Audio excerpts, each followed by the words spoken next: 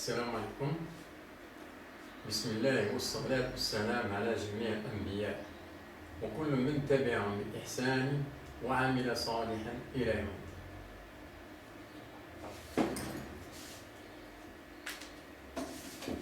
On prend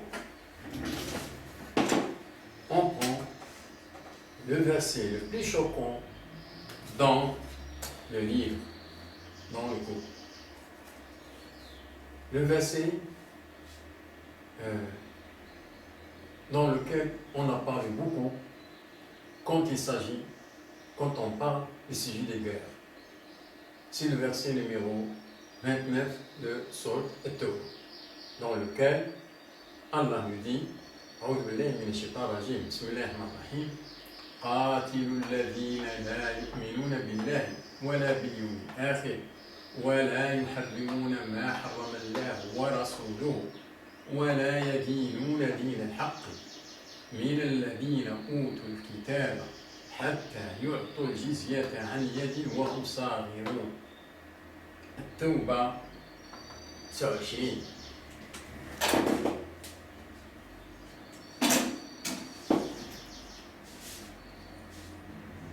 Combattez ceux qui ne croient ni en Allah, ni au jour dernier, qui n'interdisent pas ce qu'Allah et son messager ont interdit, et qui ne professent pas la religion de la vérité. Parmi ceux qui ont reçu le livre, jusqu'à ce qu'ils versent la capitation, al-jizya. At-Tawbah 29. Ce verset-là, il a causé beaucoup de problèmes pour les gens qui n'ont pas bien compris le livre. Les gens qui n'ont pas bien étudié ce livre-là. Ils voient que ce verset-là incite les croyants à déclencher des guerres et à faire des catastrophes dans le monde, si vous voulez. Ce verset-là ne signifie pas ce que notre communauté a pensé.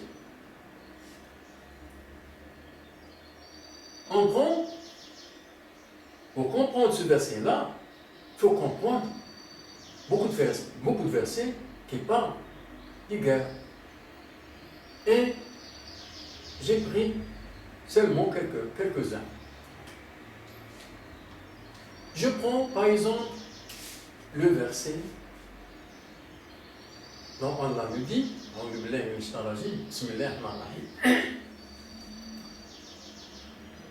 كلما أوقدوا نارا للحرب أطفأها الله. Al-Ma'ida 64. Toutes les fois qu'il allume un feu pour la guerre, Allah l'éteint. Al-Ma'ida 64.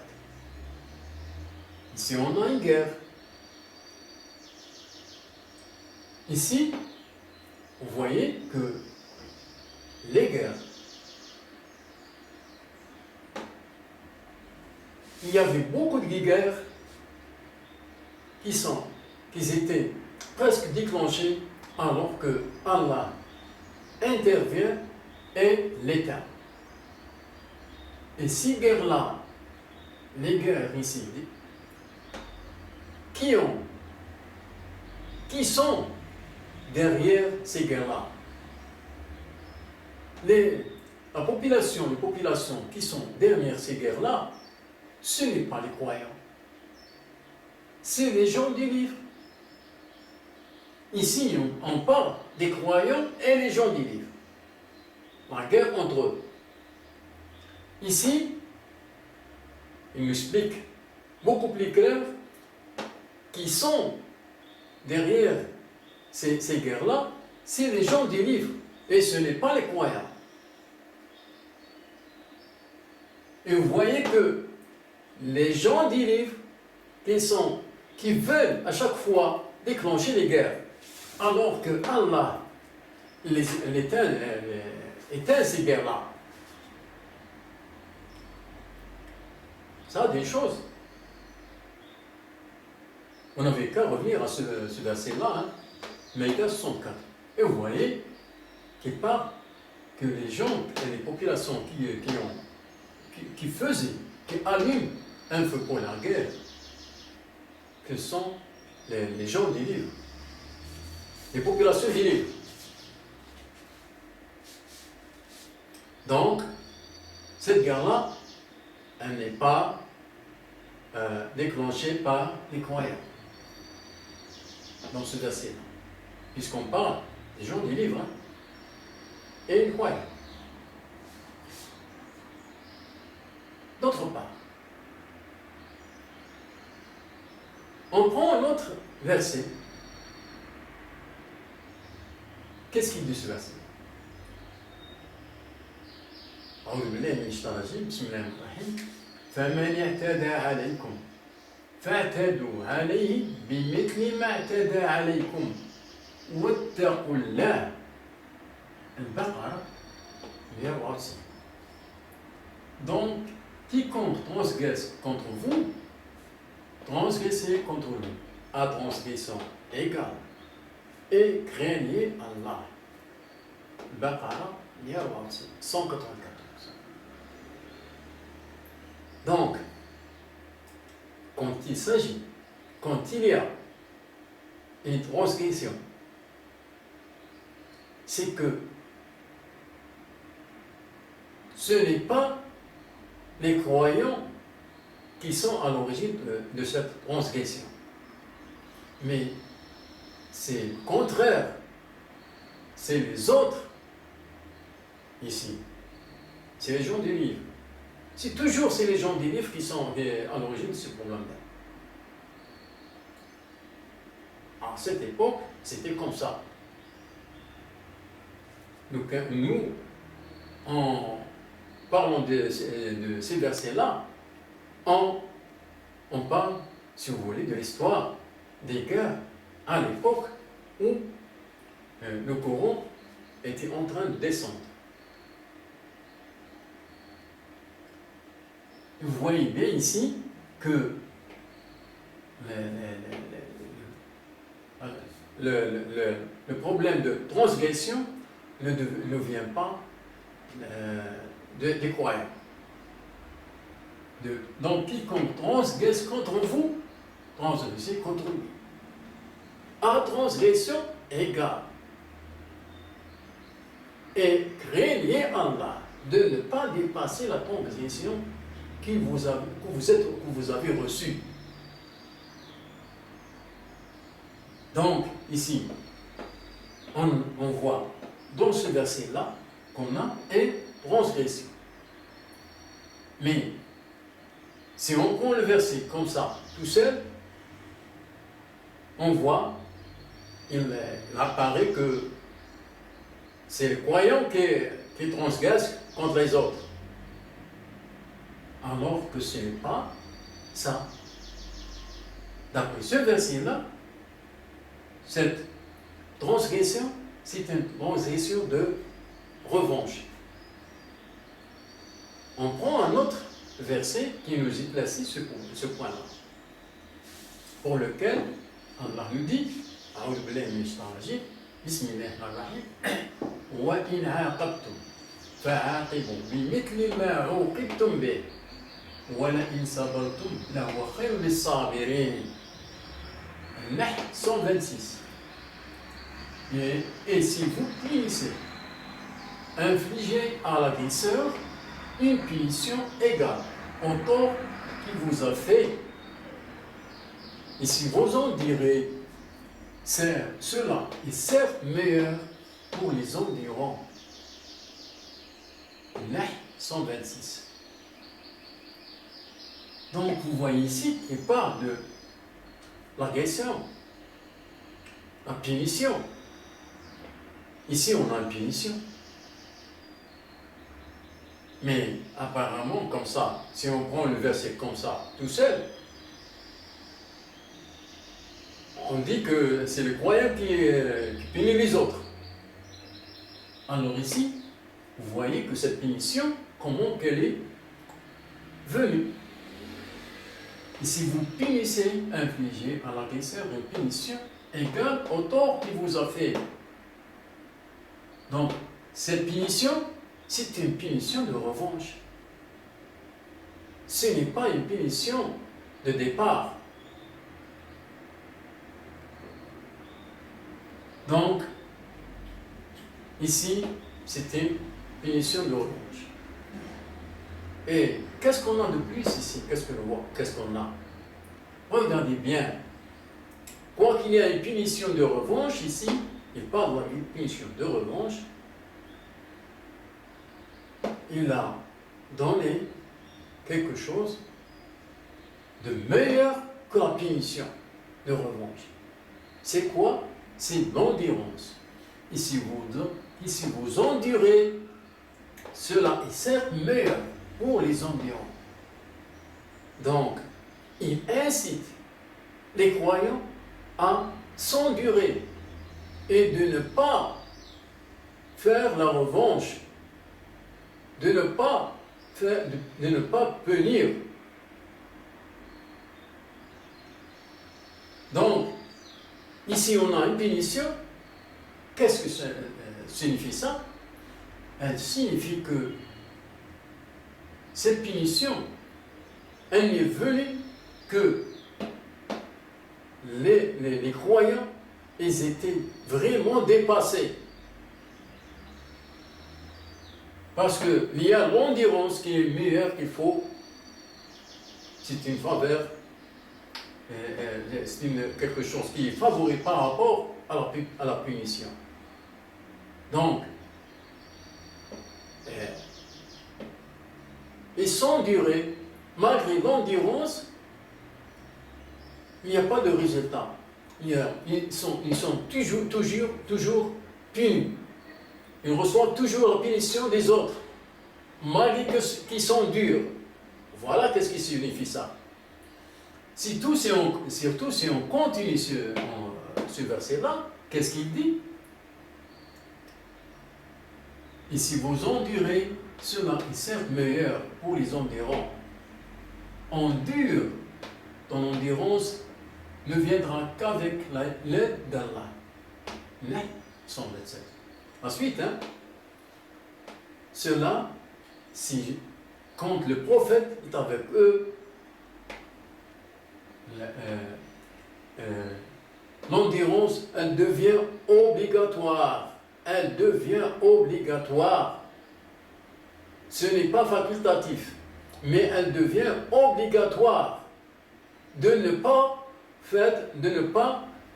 faire la revanche de punition, mais de s'endurer obligatoirement. Endure, ton endurance ne viendra qu'avec l'aide d'Allah. Et bien sûr, dans ce verset-là, le prophète était présent avec les croyants. Donc, ça veut dire qu'ils ont enduré, ils ont reçu la punition et ils ont enduré.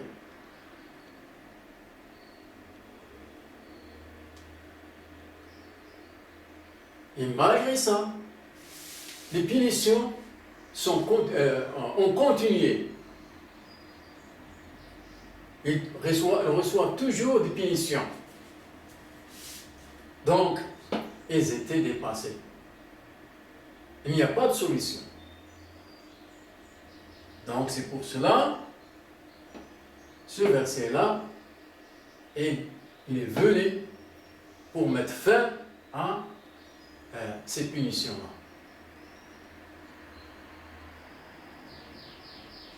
Et en plus de ça,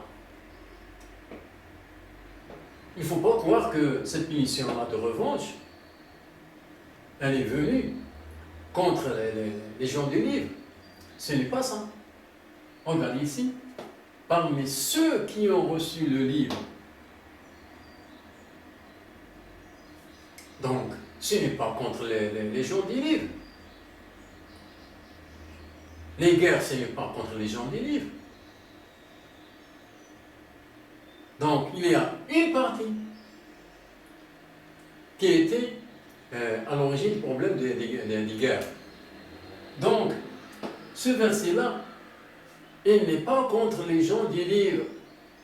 Seulement une partie des gens des livres qui étaient à l'origine des guerres-là, de ces guerres-là, de punitions, ainsi de suite. Donc, cette guerre-là, elle était forcée. Elle était forcée. Et en plus, ils ne doivent pas faire les dépassements. Ne doivent pas faire les dépassements. Les dépassements dans les guerres, les excès de meurtre dans les guerres ne sont pas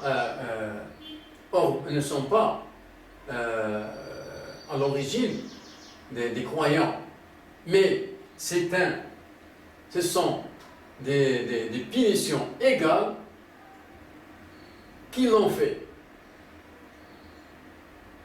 Les excès des guerres, dans les guerres, ce n'est pas les croyants qui ont voulu faire ça.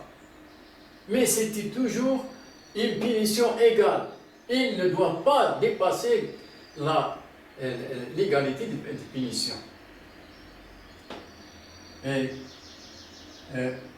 transgresser contre lui en transgression égale. Et craignez Allah. Ne dépassez pas la transgression, l'égalité dans la transgression. Donc, tous les excès dans les guerres que vous voyez dans le Saint-Coran, c'est toujours une punition égale. C'est toujours une punition égale. Légitime défense et une punition égale. Et vous voyez maintenant comment qu'on traite ce verset-là. Autre chose, on a une capitation, c'est-à-dire il faut qu'il verse le jizya. Et le jizya, ce n'est pas. Le jizya, ce n'est pas comme qu'ils pensent notre communauté musulmane. Le jizya, c'est les dommages de la guerre. Puisque la guerre ici, elle était forcée, et ce n'est pas les croyants qui étaient à l'origine, c'est dans la légitime défense, et il y a beaucoup de dégâts. Donc, celui qui a déclenché la guerre, il doit payer. Il doit payer ces dégâts-là. Il y a beaucoup de dégâts dans les guerres. Beaucoup de dégâts. Et des dégâts sont catastrophes. Donc, il faut payer ces dégâts-là. C'est le dommage des guerres. Donc, le jizya, en plus de ça, vous regardez bien, cette jizya-là, elle n'est pas pour les gens des livres. Elle n'est pas pour les gens des livres. Regardez bien, parmi ceux qui ont reçu le livre, seulement une partie qui va payer cette jizya, c'est le dommage des guerres qui a seulement pour une partie qui a déclenché la guerre et qui est contre cette guerre-là, et qui est à l'origine de cette guerre-là. Donc, le jizya, ce n'est pas pour les gens des livres. C'est un cas exceptionnel, puisqu'il y a une guerre qui est forcée et qui a fait une catastrophe. Donc, pour régler ce problème-là, il faut payer les gens qui ont endommagé. Et ça, c'est... Vous voyez que c'est illégal, c'est un jugement égal. Il ne demande pas de payer, de donner une capitation parce qu'ils sont des gens du livre. Ce n'est pas ça. C'est parce qu'il y a une guerre, parce qu'il y a des dommages, parce qu'il y a une catastrophe. Parmi ceux, bien précisé, parmi ceux qui ont reçu le livre, ce n'est pas pour les gens du livre, ou n'importe qui. Une partie qui est concernée. C'est un cas exceptionnel dans l'histoire. Et voilà, maintenant, qu'on voit que ce verset-là, qui était dans l'histoire un problème dans le livre, un problème dans l'humanité, quelque chose qui est très choquant. Vous voyez bien maintenant qui est très clair. Vous voyez bien qu'on est toujours de ce que demande l'humanité. Chaque fois, et pour l'humanité complète, tout le monde, quand il entre dans une guerre qui était forcée, qui sera forcée pour eux, eh bien, les gens qui étaient à l'origine de cette guerre-là, ils doivent payer les dégâts. Ça, c'est universel. Merci beaucoup.